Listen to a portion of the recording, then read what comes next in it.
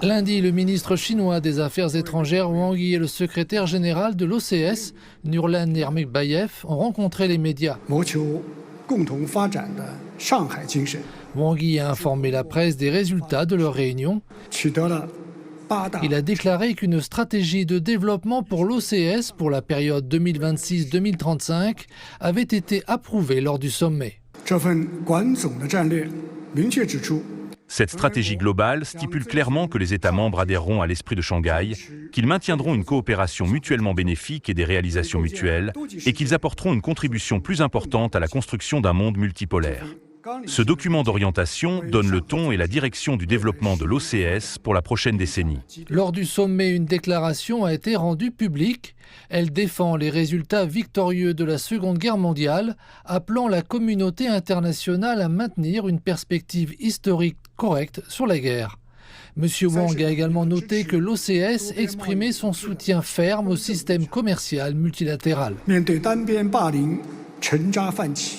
Face à la résurgence des pratiques unilatérales abusives, le sommet a publié une déclaration soutenant avec fermeté le système commercial multilatéral avec l'Organisation mondiale du commerce en son cœur. Il a appelé à l'élimination des pratiques unilatérales violant les règles de l'OMC, envoyant ainsi un message clair de rejet de l'hégémonie et de défense de l'équité, et exprimant un engagement commun à maintenir une économie mondiale ouverte. Wang Yi a aussi mentionné que 4 nouveaux centres de l'OCS avaient été inaugurés lors de l'événement.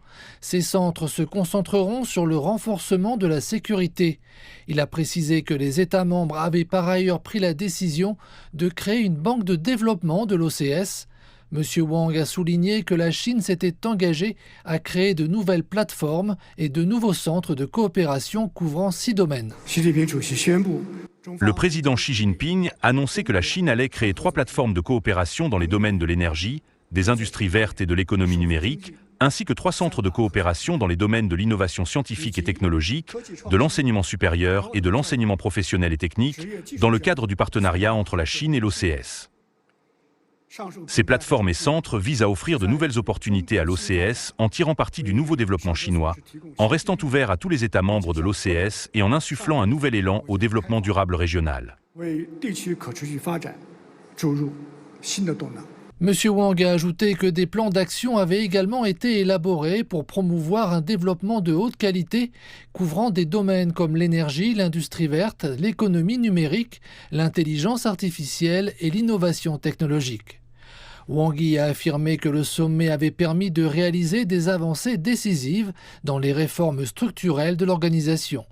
Il s'agit notamment de la fusion des États observateurs et des partenaires de dialogue en partenaires de l'OCS et de l'acceptation du Laos comme partenaire, faisant ainsi de l'OCS une famille de 27 nations.